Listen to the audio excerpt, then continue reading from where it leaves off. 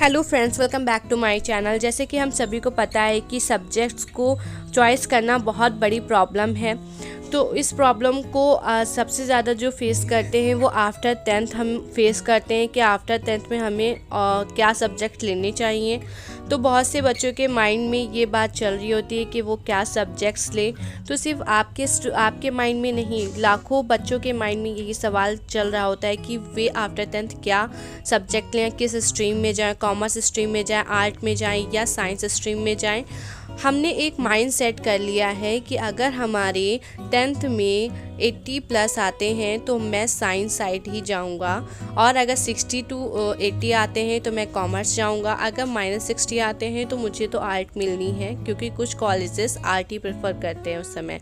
और हम इस भूल में भी रहते हैं कि अगर हमने 10th क्लास में साइंस की ट्यूशन ली तो हमारे साइंस में अच्छे ग्रेड आ गए, तो हम लोग ये सोचते हैं कि आफ्टर 10th भी हमें साइंस साइड ही लेनी चाहिए।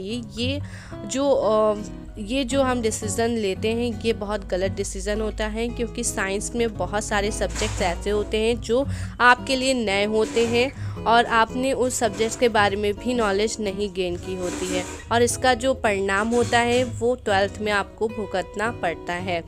ठीक है, ऐसे ही आप सेम कॉमर्स में भी होता है। कुछ बच्चे क्या करते हैं, उनका कॉमर्स का सब्जेक्ट बहुत अच्छा होता है, उनका ट्यूशन लगा होता है, तो उनका कॉमर्स स्ट्रीम में बहुत अच्छा मार्क्स आ जाता है कक्षा 10 में।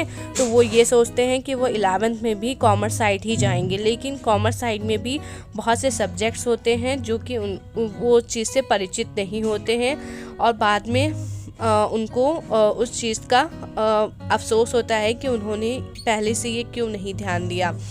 तो आपको बताना चाहूँगी कि सबसे पहले आप अपनी काउंसलिंग करवा लें। काउंसलिंग भी पेड काउंसलिंग होती है। आप पेरेंट्स से काउंसलिंग करा सकते हैं, अपने ब्रदर सिस्टर से काउंसलिंग करा सकते हैं, जिससे कि आपको आगे चलकर कोई भी पछतावा ना हो। जैसे कि मैंने पहली वीडियो में ही बताया है कि कक्षा 9 की जो हमारी पहली सीढ़ी होती है एजुकेशन की, ठीक है, उसके बाद हमारी 10th की होती है, देन उसके बाद हमारा आता है फर्स्ट ईयर। जो फर्स्ट ईयर में आपके सब्जेक्ट होते हैं वही सेम आपके इंटर में भी सब्जेक्ट्स होते हैं। तो सबसे पहले आप अपना एक पेज लीजिए और पेन लीजिए, और उसमें अपना सारा सब्जेक्ट जो भी आपको कन्फ्यूज़न है उसमें सारे नोट करते जाएं। जैसे कि साइंस में आपका फिजिक्स केमिस्ट्री आता है, मैथमेटिक्स आता है, और जिससे आप इंजीनियरिंग कर सकते हैं। बायोलॉजी करते हैं तो आपको मेडिसिन फील्ड में भी जा सकते हैं।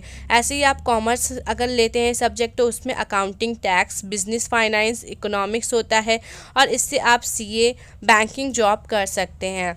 ऐसे ही आपका आर्ट साइंस होता है। आर्ट में भी आपका history, political science, sociology, geography और फिलॉसफी रहता है। इससे आप प्रोफेसर, टीचर्स या कोचिंग सेंटर्स में एज अ टीचर्स काम कर सकते हैं, एंड कोई भी आप गवर्नमेंट पेपर की तैयारी कर सकते हैं। तो सबसे पहले आप अपना पेन कॉपी लीजिए और एक दिन आप लीजिए और उसमें अपना सब्जेक्ट चॉइस का डे रखिए कि आपको क्या सब्जेक्ट्स लेने हैं, और केयरफुली आप अपने सब्जेक्ट चूज़ करिए, क्योंकि यही सब्जेक्ट्स आपके परसेंटेज पर डिपेंड रहेंगे कि आपकी परसेंटेज कैसी है और कैसी आती है, क्योंकि यही सेम सब्जेक्ट्स आपके जो फर्स्ट ईयर में हैं वही सेकेंड ईयर में भी रहेंगे। तो सोच समझकर आप अपने सब्जेक्ट्स को चूज़ करें। उसी हिसाब से आप अपना बोर्ड जो अपना 12th का बोर्ड है वो आप देंगे। तो आप जो सब्जेक्ट अच्छे से प्रिपेयर कर सकते हैं वही सब्जेक्ट आप चूज़ करें। अगर कोई भी डाउट है आपको तो आप कमेंट बॉक्स में लिख सकते हैं, मैं आपके सभी कमेंट्स को रिप्लाई करूंगी, कोई भी कमेंट्स इग्नोर नहीं करूंगी।